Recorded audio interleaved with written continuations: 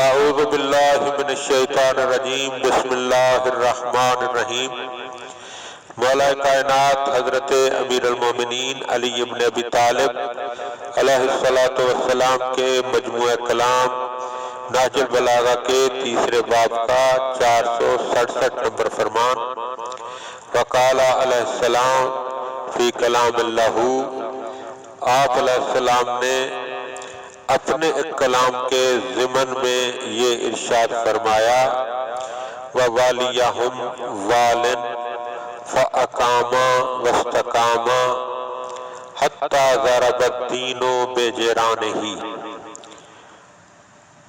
لوگوں کے امور کا ایک حاکم و فرما روا ذمہ دار ہوا جو سیدھے راستے پر چلا اور دوسروں کو اس کی راہ پر لگایا، یہاں تک کہ دین نے اپنا سینہ ٹیک دیا۔